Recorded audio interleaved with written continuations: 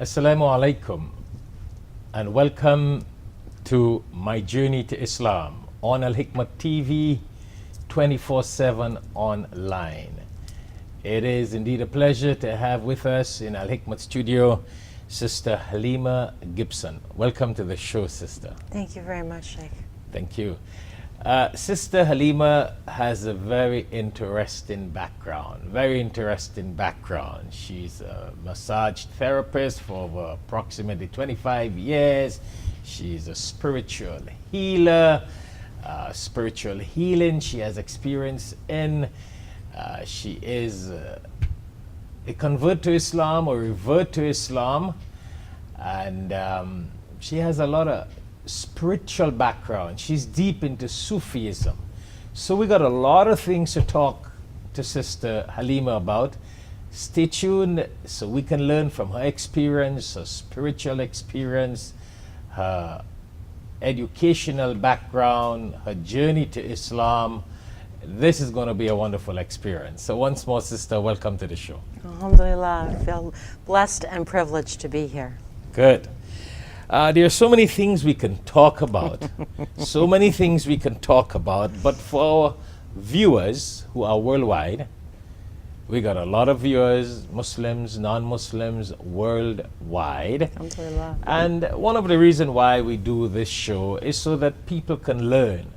They can learn from your experience, from our guests' experience, and what you have to share with the world. The globe is very small nowadays. Yes, that's with true.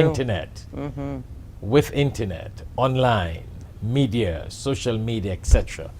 So tell us a little bit about where should we start? I know we got to talk about your Sufi order, your massage therapist background, what motivated you to get into massage, doing massage, and your love for Islam, and what motivated you to become a Muslim, what you do nowadays, what is your advice to our audience.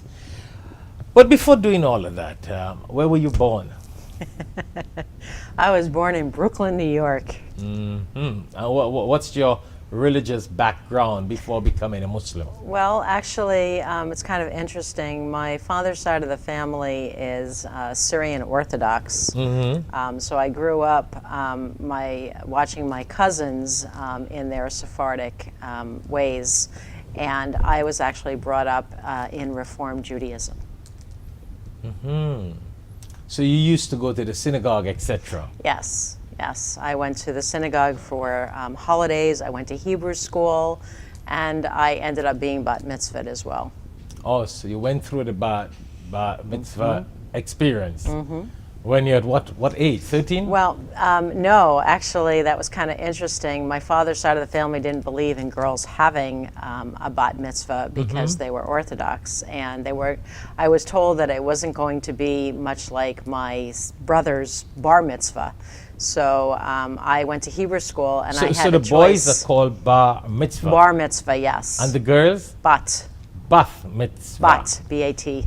B-A-T. Bat Yeah. mitzvah. Yes. Yeah. Okay. So I actually chose it for myself later on. That's basically the bar mitzvah, or the bat mitzvah is basically the teenage turning stage. Yes, it's the coming in of age, Jewish becoming life. becoming a man, becoming a woman. Reaching the age of puberty. Yes, and having the responsibility of, they talk about, we're not really responsible for our deeds and our actions, but at 13, it's when you start becoming more of an adult and actually understanding Islam as well, when you'd have to take more responsibility for yourself. In Islam, we compare that to the age of puberty. Yes. That before the age of puberty, you are considered minor. Yes. And you don't get any sins. Right, exactly. But when you reach the age of puberty, yes, you become more responsible. You become responsible and accountable for yes. what you do.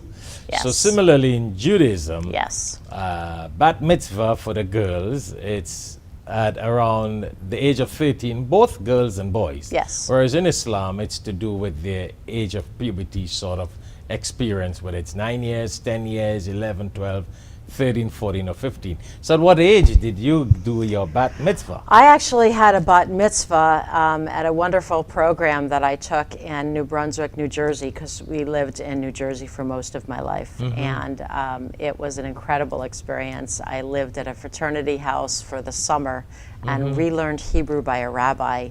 And there were 7 of us who were there was one guy who was bar mitzvahed who never was before, and the rest of us were bat mitzvahed. And it was a very moving, it was a deeper experience than had I done it when I was younger and doing it because that's what we did, because I chose it. Right. And for our viewers' benefit, what basically went on in that bat mitzvah? Whatever you can remember, basically, what do they do? It was, I learned a portion of Hebrew for the Torah and the Haftorah. And because there were 7 of us, normally there's only 1. You're responsible for the whole service. So we were all broken down and we had pieces of the service together. And then it was a luncheon for our family and friends. It was a very small, very intimate, but very, very profound. So they get you sort of prepared for this journey of life. Yes, inshallah. As you get into the age of puberty. Yes. Wonderful, wonderful. And what was your name then? My birth name is Bonnie. And actually in Hebrew, that is bracha, which means blessing. Interesting. Very similar to baraka. Baraka. Yes. Bonnie. Bonnie. Beautiful. So what does that have to do with the song? My Bonnie lies over the ocean. Man, really? What does that have to do? Your name on the song. Does it remind you of the song? I think it's actually your body, but we The won't get famous into song? that. Yeah. Ah, interesting. That's why, I remember when I was a little boy, I would always hear that song, My Bonnie Lies Over the Ocean. Yep. Interesting, interesting. So in growing up as a Jewish girl, you went to college, what experience, what did you do a little bit before we get into Islam? So I actually went to school for fashion merchandising and marketing. I was actually in the garment industry. I've had quite an interesting journey. I actually went to New York and commuted from New Jersey an hour and 20 minutes by bus every single morning. Wow. Yeah, and I became an assistant buyer in a buying office. I was smack dab in the garment industry. I had gone to school for it, and I wanted to actually experience it in the only, in the major part in the place where that all happened. So it was a crazy, crazy industry. It was very exciting. I was I was a young adult, so it was a great time to be there, but it was crazy. Wow. And actually, I was in the dresses and bridal area, and I learned my education through working in a buying office, which was actually the clearinghouse to help a lot of specialty stores make their purchases for their stores for the season or for whatever. So it was very exciting, but it was crazy. People were just very competitive. You didn't really know who had plastic surgery. You didn't know people's age. There was a lot of stuff going down that I didn't. So a lot of people out there are not really real. Exactly. They are fake that look real. Yes. Wow. So I decided to leave that industry. Actually, I ended up getting married, and I decided I wanted to work in the retail end. So I became a manager of a clothing store back in New Jersey for many years, and that's what I did up until the point, basically, till I moved to Florida. Excellent. So what year did you move?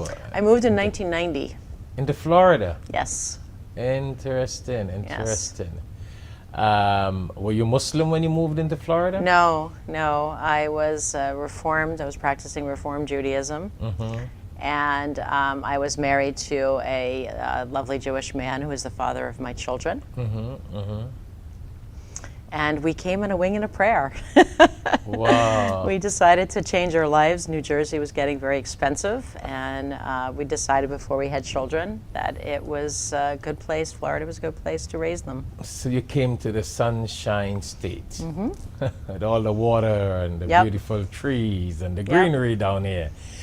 Wonderful. And how did this journey to Islam all started now? So I am no longer with that gentleman. I was married for almost 10 years, but we decided to part ways. Was it before you became Muslim? Yes. Yes. Okay, That was okay. actually part of my education and my learning more about myself and who I was. Actually, I became very involved in a program called Landmark Education. And it was really more of an educational process about what served me in life and what was beneficial. But I actually became quite a searcher. I was actually searching for what I realized at the time, but I didn't realize it then. But as time went on, I've actually been searching since I'm about 16 about who I was. Actually, was in a creative writing class. Who you are, what's the what am I purpose of here life, for? Yes, exactly. why am I in this world, Yes. and what is the purpose of life, Yes. and what now, what after. Yes, who is that girl looking back at me in the mirror? Yeah, It was actually, yeah. I wrote a paper for a creative writing class. And little did I know that that was really the start of the journey. And that is interesting that you mentioned that. Ever since when I was in college, before I got involved in Islam, well, not I, before Allah guided me in the path of Islam and studying Islam, etc., I always had that mentality. Why am I studying certain things? It's not necessary. Why do I need to study chemistry? Why do I need to study physics? I'm not becoming a pilot. I'm not getting into all these experimental things in the world. I understand English is important. I understand maths and geography and history, and many things are so important. But sometimes I would question myself, and I used to question myself when I was 16 years. What is this? What is the purpose? What does it have to do with life? And then sometimes as a college boy, I used to look at teachers and say, what is their purpose? Half of them are drunk. Their life is so very corrupted, but they're your teachers. And like, what are they teaching? What is the purpose? Where are we headed? So a lot of things used to pass through my mind, but I never knew if it was real, if I was just confused. But now, after Allah guided me and after studying Islam, now I realize that some of those questions were real. Were real as to what is life, what is the purpose of life, what am I studying, is this important for life, And what am I here for? Yeah, everything that I'm studying, is it important for life, is it part of the purpose of life? It's like a television. They've got so many shows on television, right? Do you need to look at all these shows? Are they all beneficial? Are they important? Are they really going to guide you in the right path? Are they real? Are they all true news, fake news, proper documentary? Sometimes when you look at college and university life and you look at the curriculum that they give you, I sometimes wonder, because it's a man-made thing. Is it everything in it is important for life or part of life, or you would have just wasted a lot of time in your life in trying to seek that path? You wasted a lot of time in a curriculum that was really money making by governments, by writers, by directors, by promoters. Honestly speaking, that's what I see. I hear. And that's what I hear a lot Yeah. of thinkers Yeah. of today saying. A lot of thinkers of today saying that a lot of things didn't make sense, but it was all about promotion and money making. You know what I'm saying? Like Yeah. the television, as I said, not all the shows are important. You don't need to look at everything. You don't need to buy all the books in a bookstore, Right. because it does not contribute to life, your purpose of life, what you are. Now, different people may need to. Right. Because if that may fall into their career, I Right. want to make that clear. That may fall into their profession and their career. So now that you mentioned that, for our viewers out there are a lot of young people who would be listening to you and I, and they may be thinking, yeah, that's true. We get this thought and we think that this is the right way because we were told that this is the right way. But is this really necessary for life, for us? Actually, what I feel, it's really a good point that you mentioned, but I believe one of the biggest things is discernment. There's a lot of things out there, and you could go, many different directions, but actually what I learned is when you go to Allah and you go, it's a direct path, then you don't look left or right, and you ask, is this what I should be?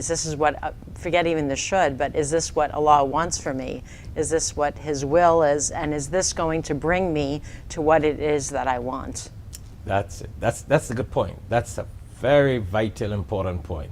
That is this what God wants me to do? And is this beneficial to me? Like, I always look at knowledge that the Quran says, Lillahi ma fis samawati wa ma fil arth. Everything in the earth and the skies belong to God. So it's important we study everything that belongs to God, and it is important for us to understand and know. But we all have a different career, a different profession, but we all have basically the same purpose in life, in different ways, of course, but one of the major thing is pleasing God Almighty. Yeah, to know God. And that's what a lot of people nowadays, I think they don't understand. Hence, so many people end up in drugs. Yeah. Some people become alcoholics. Yeah. Some people become mad. Yeah. And some people commit suicide because they've gone through all this thinking it's all important in life, only to reach a point where it was not necessary, wasted their life and wasted their time. Yeah. So, someone like you in the spiritual world, I enjoy talking this with you because you definitely will understand that sort of thinking, because when you're into spirituality, your brain thinks different. Yeah.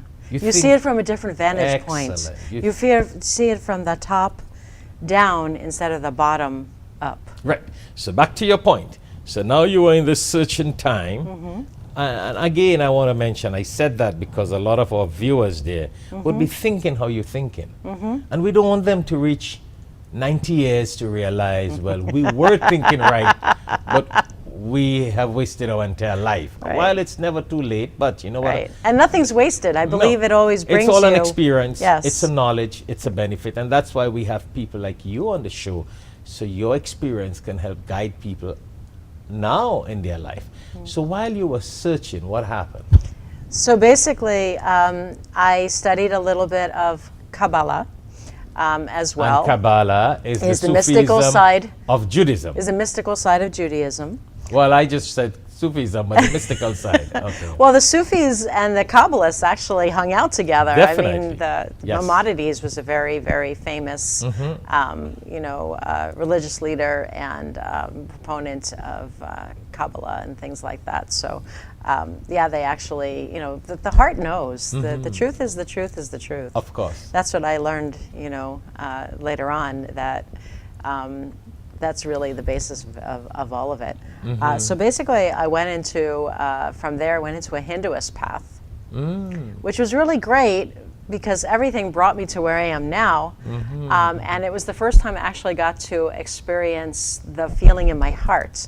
So what was really, for me, and not because it wasn't there or, I don't want to say anything because I believe, that it all goes together. Yes. However, for me, the real devotion for God was not as deep as I wanted it to be. My heart was crying.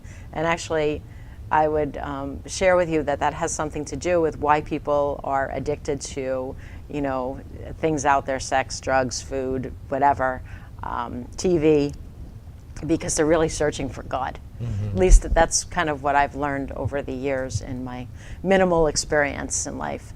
But anyway, some of them don't know they're searching for God. Exactly. They got what is called a vacuum inside of them. Exactly. And they know there is a vacuum. Yes. They know there is an emptiness. Yes. And they're searching for something to fill that. But they don't know what it is. Exactly. They don't know what is that thing to fill that vacuum. Exactly. Wow, that is beautiful. Yeah. That's spirituality. Go ahead. Yes. So anyway, basically in this Hinduist path, which, like I said, was really nice, and I had some questions about it. I had some issues, actually, not necessarily with the path, but the teacher who was teaching it.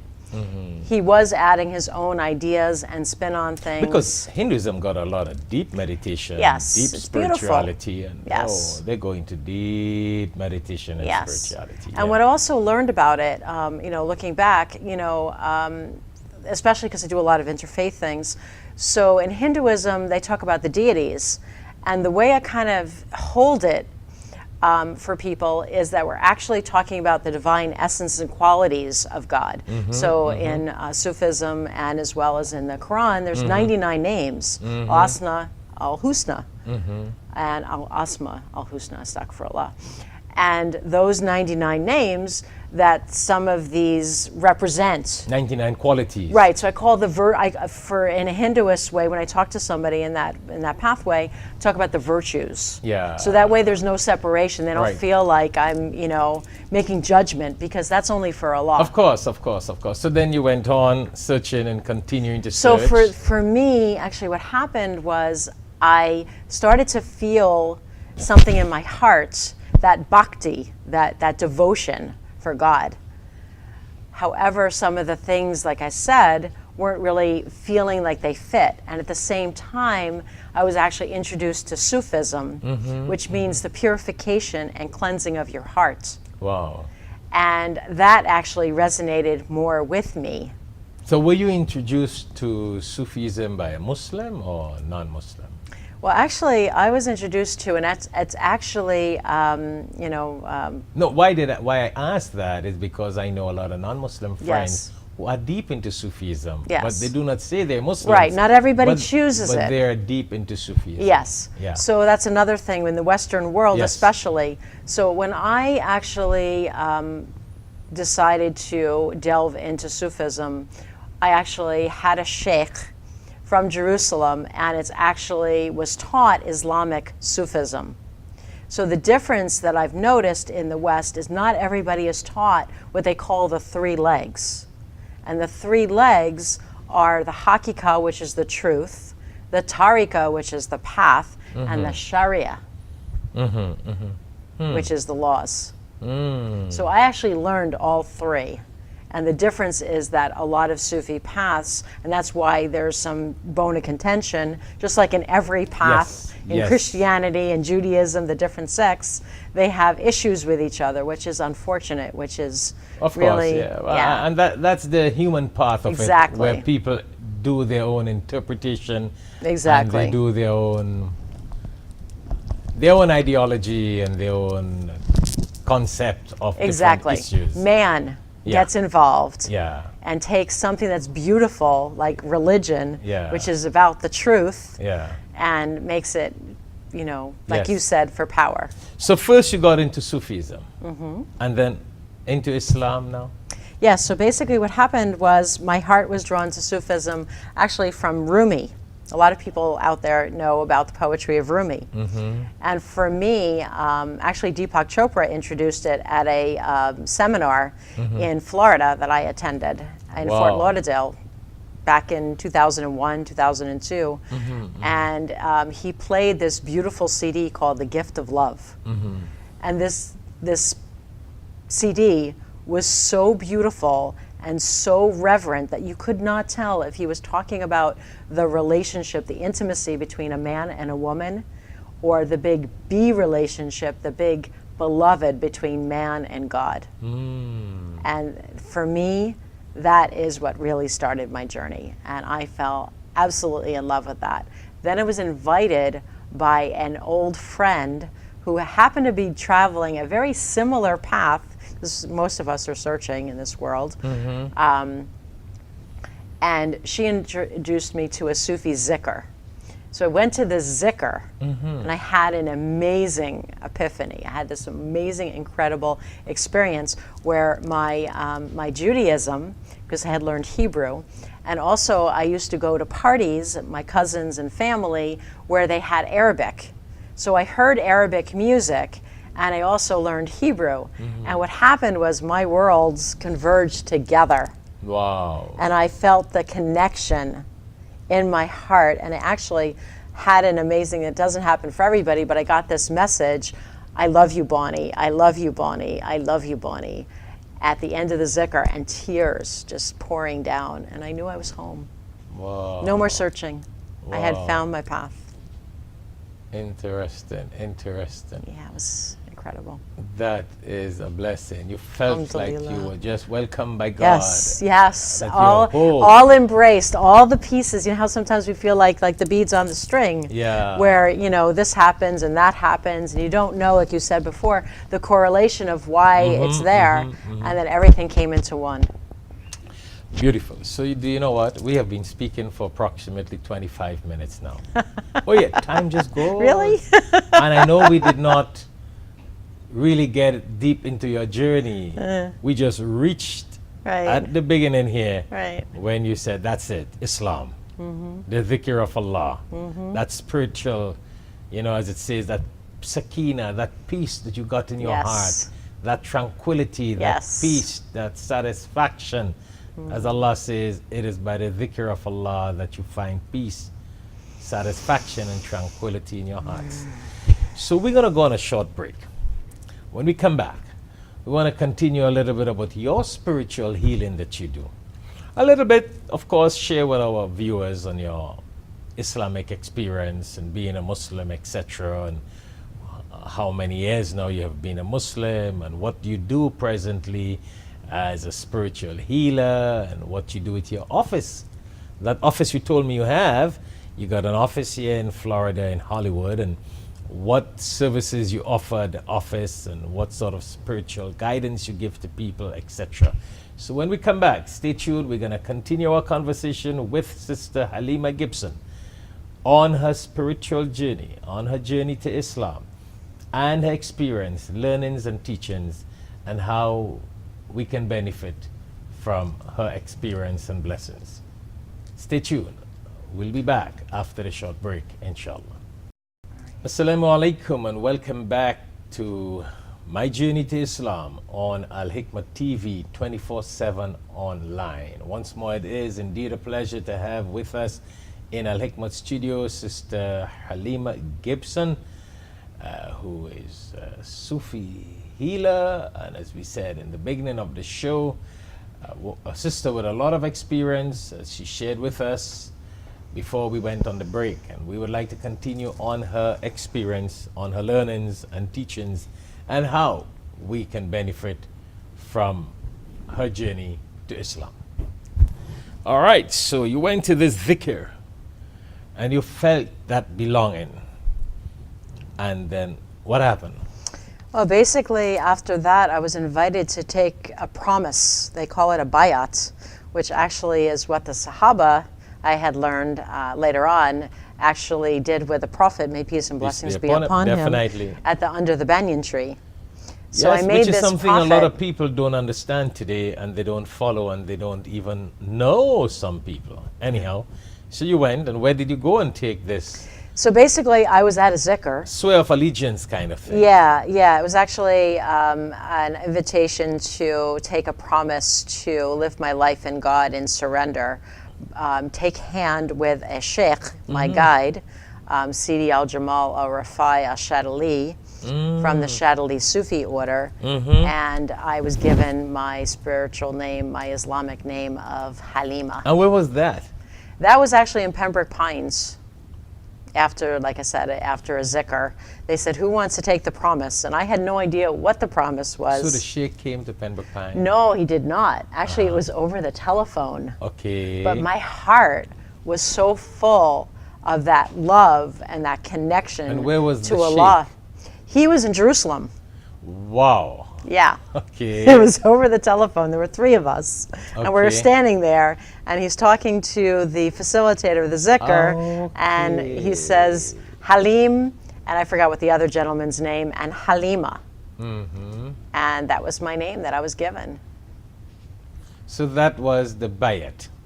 Yes. And that you accepted Islam at the same time? Yes. Basically, well, He what made you do the shahada at that time? No. Okay. Actually, that came later. That was in 2003. I took Shahada in 2008. I took a promise to live my life in God, to live my life in surrender, to honor all the holy books, including the 5 books of Moses and the Bible, and to live my life in truth and honesty and sincerity and mercy and justice and freedom of all the prophets. That's what I loved about it. It was all the prophets. And basically to take hand of the guide, not as a leader, as somebody, just somebody who knows the path, who has already been there. So when you take hand, you're taking hand with God. And he is just the reminder, the sign point along the way, who has been there. Yes, and listen, that's a whole different subject. Yes. And I don't want us to get to confuse our viewers, because bayat is a whole different thing, that allegiance and obeying God and the Prophet, peace be upon him, and the order of spirituality, that's a whole different thing. Yeah. But anyhow, and the accepting of Islam in 2008. So what did you do from 2003 to 2008? So basically what I did was I went to the next step for me, because I was a massage therapist. I was already in the healing industry.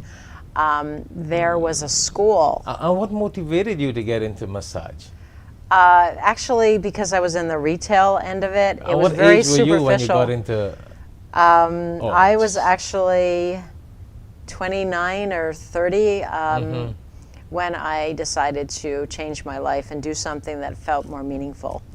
Felt that what I was doing was great and it was making a difference for lots of women. I was selling women's clothing, but it was very superficial. In New York? No, that was in, so from New York, I was in the wholesale retail, wholesale end and the buying end, and then in New Jersey, I was in the retail managerial end of a clothing store. And I found that it was becoming empty. Right. There was a part of me that wanted to contribute more to society, something that was more meaningful and longer lasting. And I actually had gotten a massage from a massage therapist at a place, and I started asking questions about, if this is something that I could do. I already had a family, if this is something I could, be a supportive role. So you went and took a license? Yes, I went back to school and I got a license. In that license and that course, do you guys do reflexology? Yes, I mean, I learned about energy healing, which actually brought me into the whole realm of that spiritual essence that I always knew was there, but I didn't know how to tap into so you did a little combination of spirituality and the energy from the physical therapy. Yes. Wow, interesting. And that's a whole different talk show. Yeah. That's a whole different talk show, because I know we're just on the journey to Islam. Yeah. And we just got another 10 or 12 minutes again. Yeah. So maybe we'll get back on the show and talk about that bond of that physical that would be my pleasure. therapist together with spirituality and spiritual healing. Anyhow, so we're going to have to jump from that. I know it's a lot of interesting thing that our viewers will be interested in knowing, but that's why we have people like you, and we can come back and talk again. So you did all these things, and then you ended up accepting Islam in 2008. How did that happen? So I was in healing school in California. Actually, during the Hurricane Wilma, I had gotten guidance. So you left and went to live in California? No. You were visiting? No, what was really great about this program, it was a 3-year program. You chose a year at a time. It was called the University of Spirituality and Sufism. Oh, wow. It was in California. And basically, you went for a week or so. Then you would go 3 or 4 times a year. So you would come back in your life, and you would continue doing the homework and the practices. University of Spiritual Healing and Sufism. Interesting. That my sheikh advised the president of the university to start in America. Wow, and who's the president of the university? At the time it was Dr. Ibrahim Jaffe, and he has since, he had left and now has come back as the president.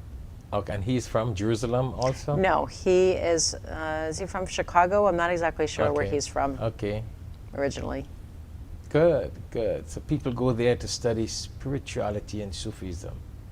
Yes, because it's a path to knowing about all the prophets, it's actually a pathway that teaches you about how to live like the life of the prophets Peace be in, upon- peace in be upon mercy and justice and truth and beauty and freedom. Of course, right. And so, love. So you went and did spirituality and Sufism, and what happened next? It's a healing pathway that I learned, and we learned prophetic medicine. We learned how to use the ayats of the Quran.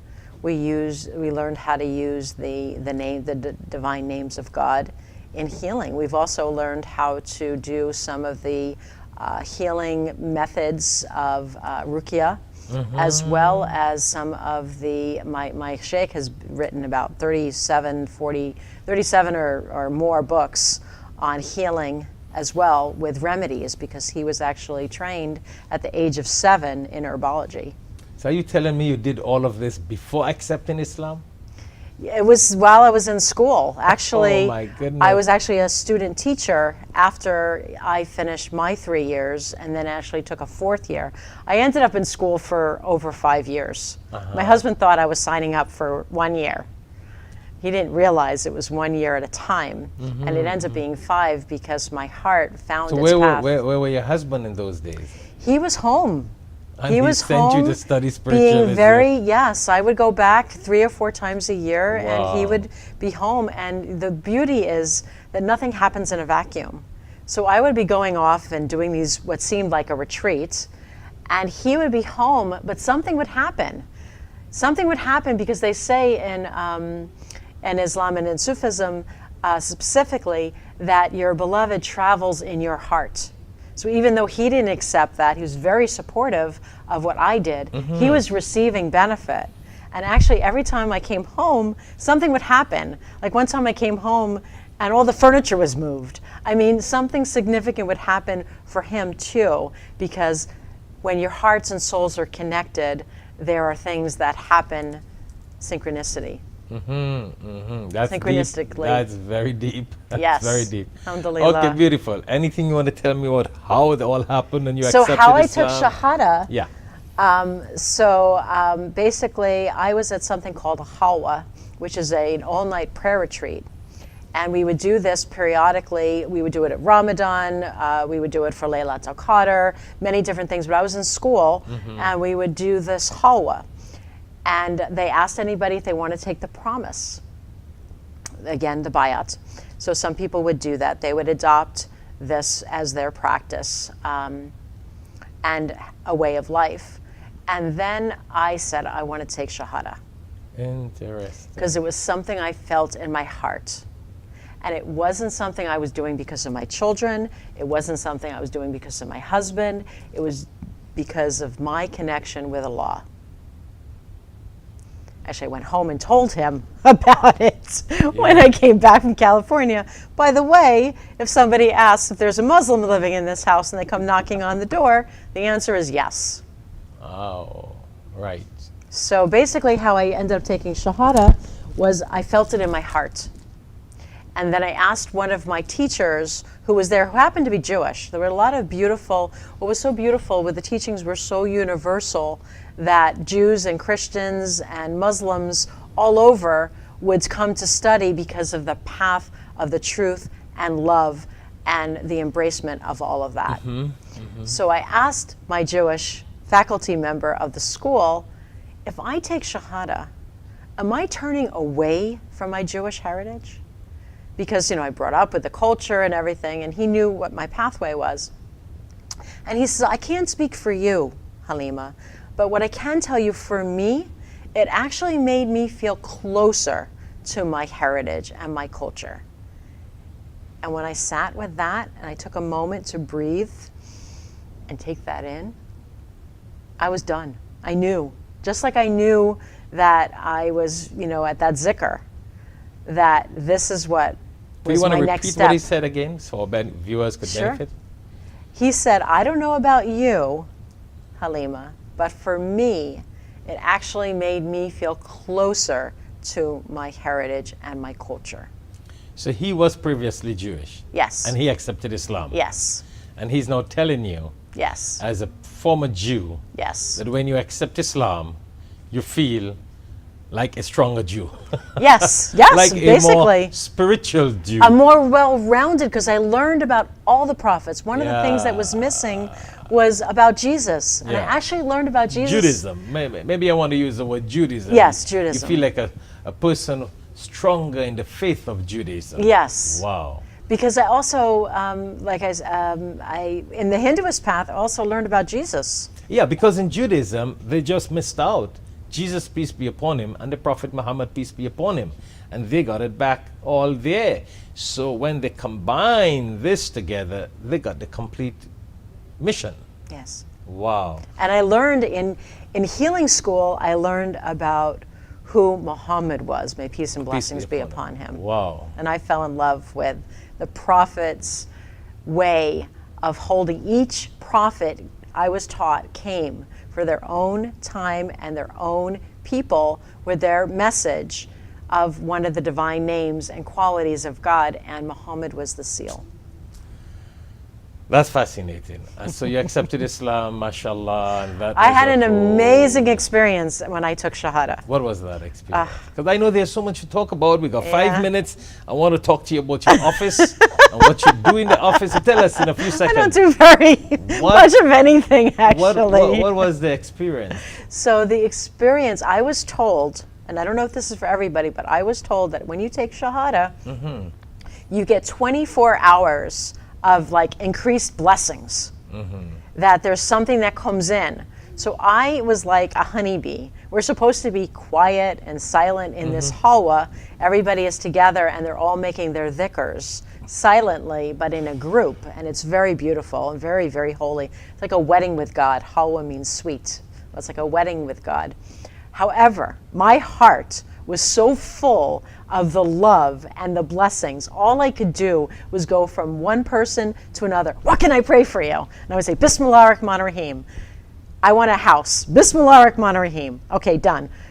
What can I pray for you? I want to have money for my nonprofit. Bismillah ar-Rahman ar-Rahim. I mean, my heart was just completely immersed in the love and beauty of God. Wow. So I couldn't sit in my seat, and I went to all these people, and not only that, but one of the beautiful things was I really started to understand. I had learned Arabic to pray salat, and but I didn't recognize the light and energy, the depth that the Quran has. And I actually started to understand more of that light and the energy, and I started to understand Arabic more deeply also. Subhanallah. So things started opening in the Quran for me too, and my himma to learn Arabic started to grow. Mashallah, mashallah. It was incredible. So it has been a There's even more, but we have a short time, so I know. So it shows remembering. I think we'll have to come back and, Inshallah, be and wonderful. do another show on what you do, like the spiritual healing. And so could we just talk about that for a few seconds? Sure.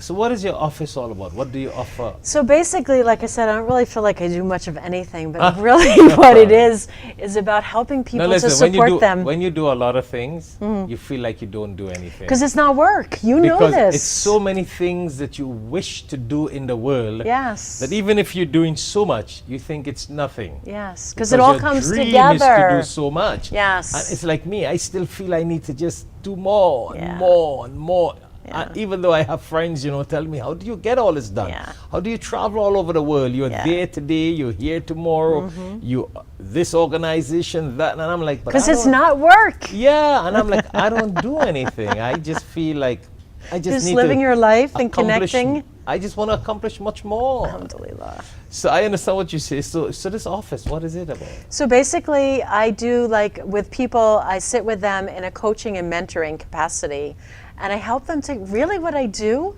in any way, shape, or form is help people connect more deeply with God.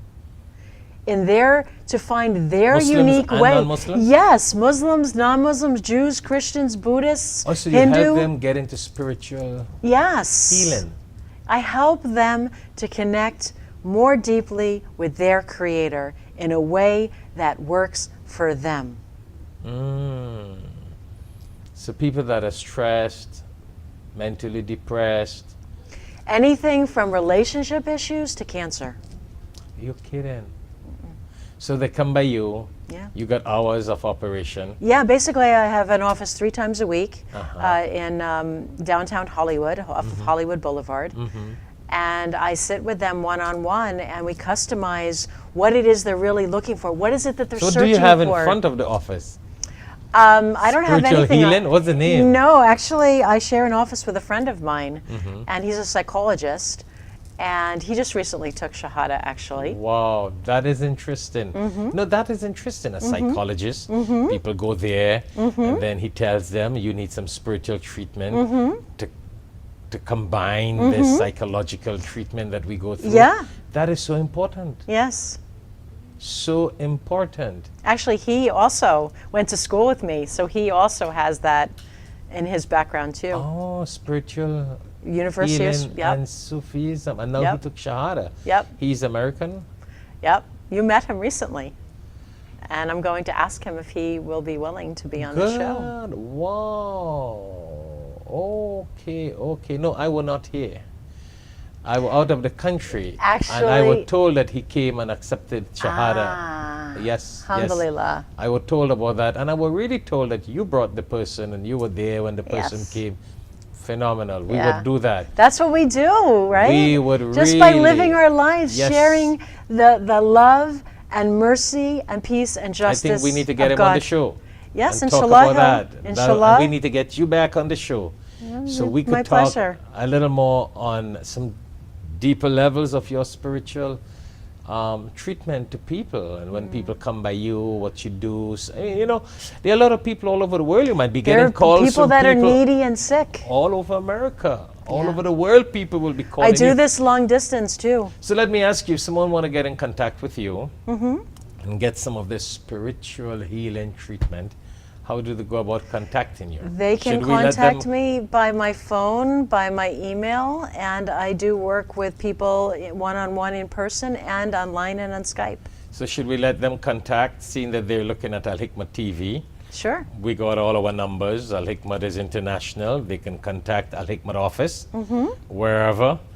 And in all practicality, they may not be able to get your details right now. But they can And they contact can through you. contact Al Hikmat TV, Yes.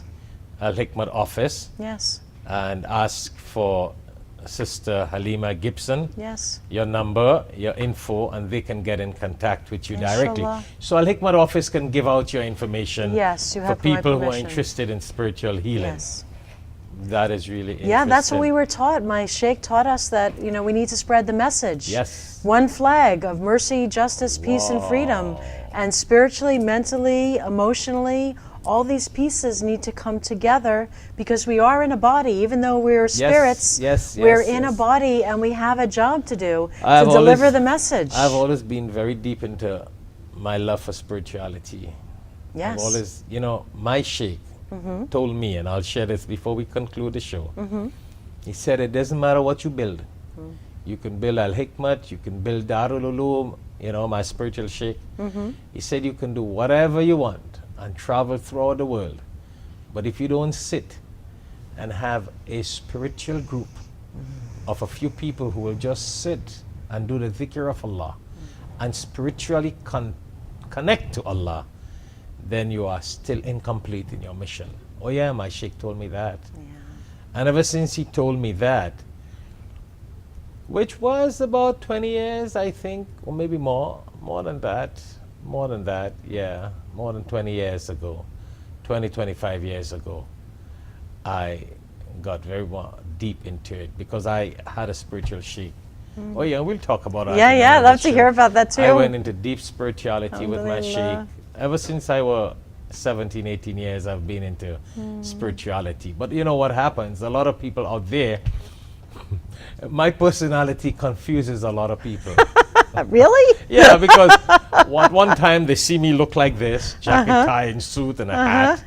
And one time they see me with a mama, big gown, giving a khutbah. Right. So they're like, is he tablighi? Jalaba, right. Is he a professor? Right. Is he, what is he? Is he spirit Right. Sufi? So they're sometimes confused, and Right. I just don't care. I 'Cause- get the same thing. Because my mission is love for Allah, Yes. please Allah, Yes. and spread the message of God. And he's the only one we have to answer to. And You know what I say? And this may be something that is helpful to your viewers out there. I don't know. I feel like I'm still a student and always a student. But one of the things that if I could put my head on my pillow at night, knowing I did everything that I could, that subhanahu wa ta'ala is pleased with me, may blessings be upon all the prophets, and I know I've done my job for Of the course, day. of course, of course. And I have That peace is- in my heart. Yes, and when you do your duty to God and you please God, then He has promised good tidings and glad tidings in this world and the hereafter. Inshallah. And that's the love, and I really appreciate talking to you on this show. It has been an honor My and a journey to pleasure. Islam. I think our viewers would have benefited a lot from what you had to say. Alhamdulillah. And we will have to get you back very early to talk about your healing. That Okay. little healing experience. Yeah, yeah. I want to talk to you so our viewers could benefit and we can all benefit what Sure. went on in that University of Sure. Spiritual Healing and Sufism, and what you do in your office and how you help some people. Sure. Because I think that might be big. That Yeah. might be deep. A lot of people are looking for that. Yeah. So I want to tell the viewers, the stay world is tuned for needy. that talk show when we will invite Sister Halima Gibson back to talk about her spiritual healing and how people can benefit from that. So thank you very much, You're Sister so very Halima welcome. Gibson. It's a pleasure talking to you. Oh, We benefited a alhamdulillah, lot mine from too. you. And looking forward to have you back on this show, and maybe that will be global issues and how And- that's a spiritual healing and global issues. That would be my pleasure. Yes, and thank you very much again, viewers, for tuning in to Al Hikmat TV 24/7 online. Again, it was a blessing to have Sister Halima Gibson with us in Al Hikmat studio. Until then, Assalamu alaikum wa rahmatullahi wa barakatuh.